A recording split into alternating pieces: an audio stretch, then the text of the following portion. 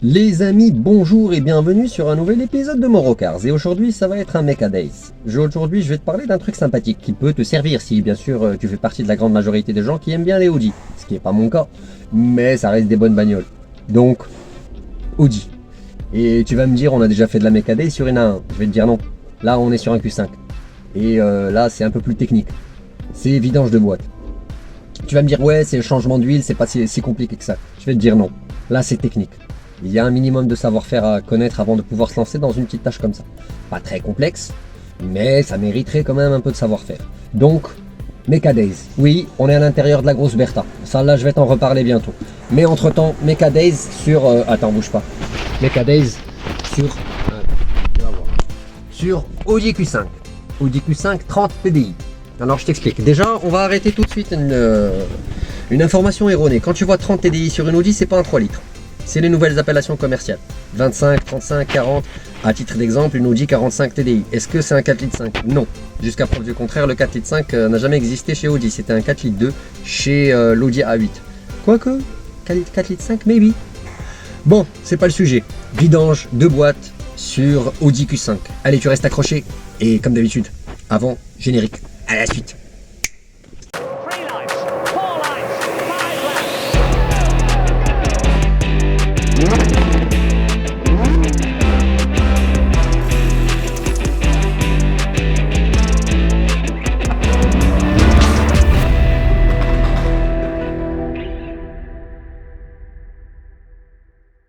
Je t'explique après la vidange sur le Q5. Regarde, tu vas voir. Après sur la vidange sur le Q5, on a un petit souci de blocage. La boîte elle commence à envoyer des messages et des fois elle passe plus les rapports.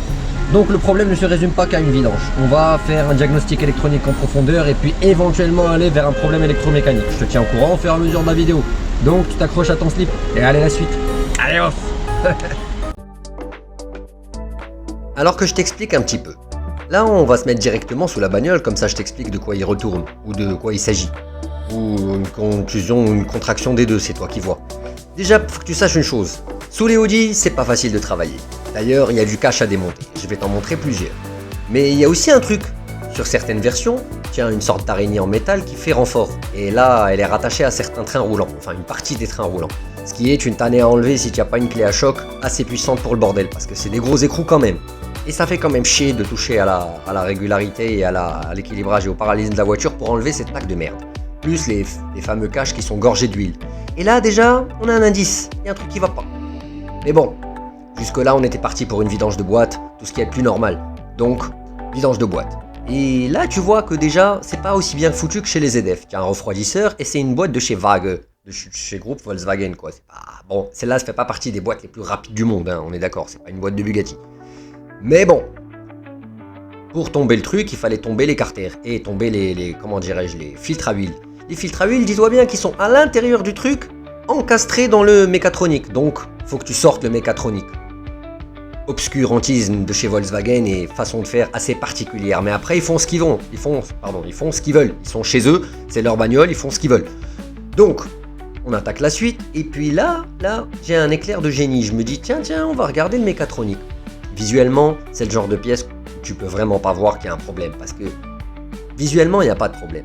Mais si tu as l'œil, tu auras remarqué au moment où je t'ai montré l'intérieur de la boîte du mécatronique qu'il y a dû y avoir une petite touchette de quelque chose quelque part. Et là, ça va expliquer ce qui va suivre. Là, je te montre la belle pièce d'ingénierie, tu sais, avec la belle bande de connecteurs PIN qui vont d'un côté à l'autre, une tannée à tester. Et là, bien sûr, je commence à te montrer les filtres. Il y en a un, une sorte de crépine pour retenir le bordel, puis... il a deux fixations, il y en a un autre, hein, un moyen, on va comprendre, d'accord, pourquoi pas. Et puis il y en a encore un. Eh oui, celui-là aussi, c'est le petit piquignon. Hein. Et bien évidemment, il va falloir nettoyer le cache à l'intérieur avant de remettre tout le bordel, parce que, voilà. Et c'est là que je me dis, tiens, on va regarder les aimants. Parce que ça a l'air de brilloter un petit peu. Et puis, bon, je passe le doigt sur l'aimant, comme tu vas le constater, et c'est là que, bon, voilà. Tu comprendras que quand ils te disent huile à vie, tu vas voir que là, c'est pas très très jojo. Hein, ça brillote un petit peu, on dirait une peinture métallisée sur les Dodge Viper de l'époque, tu te rappelles? Donc là, là, il y a problème. C'est là que je me dis, bon, on va se refaire un petit diag, par sécurité. Bien sûr, checker toutes les pièces et nettoyer toutes les pièces avant de les remonter. Y compris le petit bitonio là qui sert d'absorption. En plastique encore, tu sais, mettre du plastique dans de l'huile chaude, tu sais, l'éclair de génie. Mais bon, on va passer sur ça et on va se dire que ça va aller. Et là je me dis, on va faire un petit diag. Et c'est là que le fameux message apparaît sur le tableau de bord, puisqu'il était déjà sporadique. Et le message te dit, mon kiki, problème de boîte à vitesse, veuillez passer chez le garagiste. Enfin, quand ils disent le garagiste, c'est aller chez eux, tu vois, pour qu'ils t'atomisent la gueule en te changeant la boîte. Maintenant, le souci, c'était visiblement un souci de mécatronique. Et là, dans ce qui va suivre, tu vas me voir me casser le cul à essayer de le démonter pour mesurer les résistances, l'électricité, pour comprendre d'où vient le problème. Tâche qui sera malheureusement, je vais pas te spoiler un petit peu, mais je vais te spoiler quand même, qui sera malheureusement infructueuse et totalement... franchement, elle n'était pas justifiée. Je trouverai un terme qui fait plus cultivé plus tard. Mais bon, on s'est bien cassé le cul. Et bien sûr, faudra refaire le joint, hein, on est d'accord. Tu remets un joint neuf avec des vis neuves pour pas que ça coule sur les côtés. Et bien sûr, tu repasses un petit bout de Renzoil pour être sûr et certain, de Colrens. Voilà, la suite donc. Maintenant, ça c'est pas seulement un tutoriel parmi les tutos. Ce qu'il faut savoir sur ce modèle, sur les Audi, il y a deux types de boîtes automatiques. Alors que je t'explique, si je te fais ce tuto, c'est pour te faire la distinction entre deux types de boîtes qui existent sur les Audi. C'est la S-Tronic et la Tiptronic. Et les procédures sont variablement différentes, sensiblement différentes. Donc celle qu'on va faire aujourd'hui, ça va être un Tiptronic. Le S-Tronic, c'est le modèle sportif. Et donc, je te disais avant l'interruption téléphonique qu'il y a eu dans notre garage parce que mon collègue parlait à un client, je t'explique la suite. On était en train de parler de S-Tronic et de Tiptronic. Il y a deux types de boîtes. Comment tu vas faire la différence? Toutes les deux, c'est des boîtes à double embrayage, ce qu'on appelle des DCT, Double Clutch Transmission, ou Doppelkopplung si tu préfères en allemand. L'idée étant, c'est quoi? C'est qu'il y en a une qui va avoir une vidange à faire avec une partie du carter qui va être changée et l'autre non. Si je me trompe pas, hein, il se peut que je dise de la merde, corrigez-moi en commentaire si je dis de la merde. Néanmoins, ce qu'il faut savoir, c'est que la procédure est sensiblement différente pour la simple raison qu'elles ne sont pas pareilles. L'une a une vocation très sportive, c'est des modèles S-Tronic qu'on va trouver sur les Audi A5, les modèles sportifs. Pardon. Ouais, ça arrive, hein. Les modèles sportifs et autres Audi A6, Berline et tout. Maintenant, quand tu vas être sur des modèles un peu stylés type luxe, comme le Q530 TDI là, avec un intérieur cognac, tu te doutes bien, oui. J'ai une marque de graisse sur le visage, je sais. Ah, mécano, qu'est-ce que tu veux?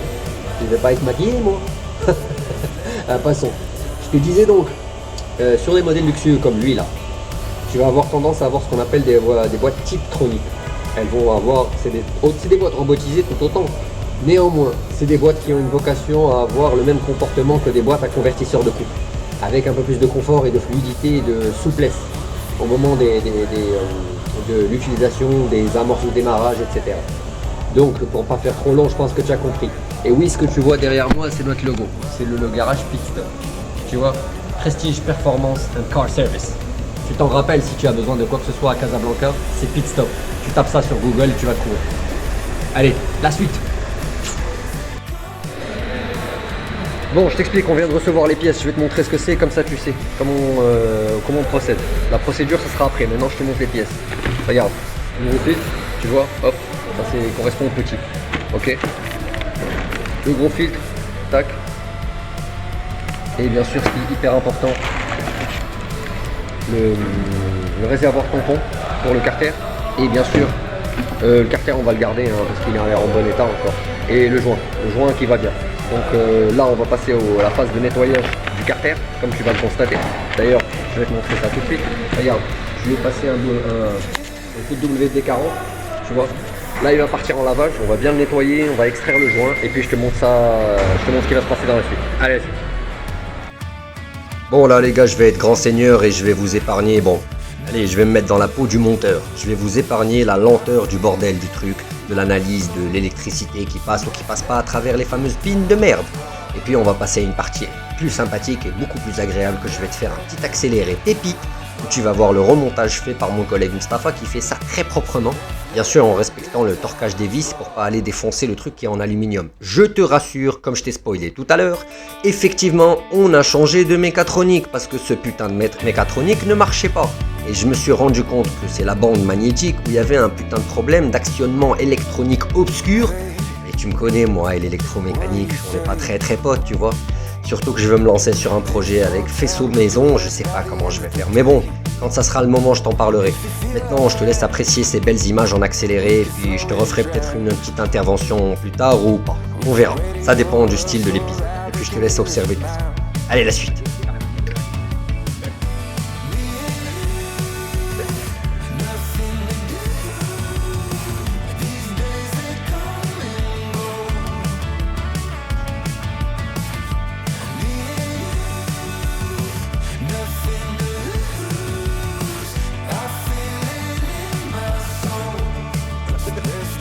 Comme tu vas le constater dans ce qui va suivre, il faut remonter les choses proprement, dans le bon sens et dans le bon ordre, pour éviter de causer plus de dommages que ce que tu as trouvé en arrivant. De préférence si tu veux que ta voiture reparte. Autrement, il te restera plus que tes yeux pour pleurer. Donc, je te laisse admirer la suite et puis on se revoit tout à l'heure.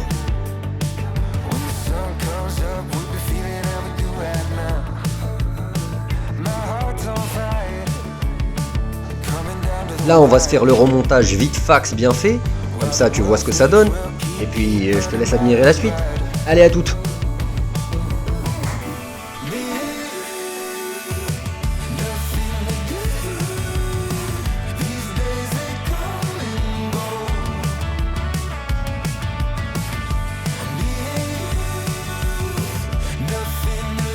Au moment du remontage, je te conseille vivement de faire preuve de soin, de tact et de doigté, si tu veux que ça se passe bien. Bien évidemment, il va falloir pousser assez fort pour que ça rentre, puisqu'il y a des petits joints toriques qui vont aller se remettre à leur place. Tu fais ça dans l'ordre et proprement. Une fois que tu vas vouloir remonter les boulons qui tiennent le mécatronique à la boîte, je te conseille de refaire ça dans l'ordre inverse de scotch, comment tu l'as démonté, tout en prenant soin de les torquer au bon newton-mètre. Je te laisse faire un peu de travail de recherche, ça va être plus amusant, comme ça tu sauras à quel newton-mètre il faudra serrer ces boulons-là. Et puis si tu le sais, tu me mets ça en commentaire, peut-être que je le lirai et je te ferai un petit coucou. Donc, la suite. Là, tu as eu l'occasion d'admirer mon collègue Mostafa qui fait son travail parfaitement bien. Tu vois, lui, c'est un expert, c'est un vieux de la vieille. Il n'a pas l'air comme ça, mais il a du chemin. Et il a de la bouteille. Je peux t'assurer que le gars, il sait ce qu'il fait. Et il a une clé dynamométrique à la main. Je peux t'assurer, mon frérot. Tu le vérifies derrière, c'est nickel. Donc, tout ça pour te dire que c'est un peu long. Ça prend un peu de mental, ça prend un peu de concentration. Essaye de faire ça d'une seule traite, comme ça tu oublies rien. Et puis, de préférence, rester concentré nickel. Et pour pas faire de la merde, sinon tu sais que c'est le genre de pièce qui coûte facilement 1500 €. Et ça va vite fait commencer à faire chier si tu as ce genre de problème sur ta voiture personnelle. Là encore, on a l'occasion de travailler dans une structure, une société, tu vois. Donc ça laisse le libre cours à apprendre des choses. Maintenant, je te laisse admirer la suite. Tranquillement, toujours avec une petite musique sympathique. Et c'était pour te faire juste un petit rappel de tout bien monter, proprement, bien torquer, bien serrer, bien huiler, bien mettre un peu de graisse quand il faut en mettre. Comme ça, c'est propre et c'est pas ni fait ni à faire. Et tu n'auras pas besoin d'y revenir pendant un moment. Une fois qu'une bonne vidange s'est faite, c'est bon pour 40 à 60 000 km. Donc, voilà. Je te conseille vivement de faire les choses au bon moment. C'est plus sympathique et ça marche mieux après.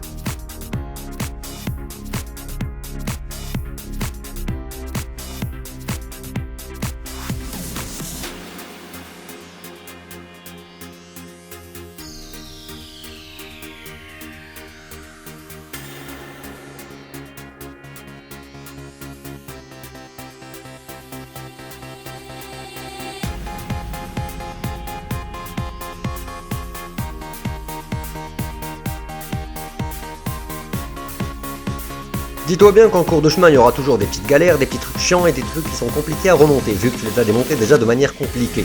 Prends ton mal en patience, fais les choses tranquillement, t'énerve pas, et puis si tu sens que ça bloque, tu t'arrêtes et puis tu reprendras après, à condition d'avoir tout bien schématisé et tout bien nettoyé. Là, je vais te montrer rapidement dans ce qui va suivre l'installation du filtre propre, nickel, machin, nouveau joint et tout, propre, Zama, pépite, comme ça. Tu es sûr et certain que ça marche bien. Ouais, je commence à cafouiller, je suis en fin de journée. Tu te doutes bien, bosser la journée, faire des vidéos, filmer et faire le montage le soir. Faut que je me prenne un putain de monteur. Déjà, celui que j'ai là maintenant, il est pas très content, il commence à être au bord du burn-out. Donc, tu imagines bien. Je te laisse admirer la suite tout en musique. Allez, la suite.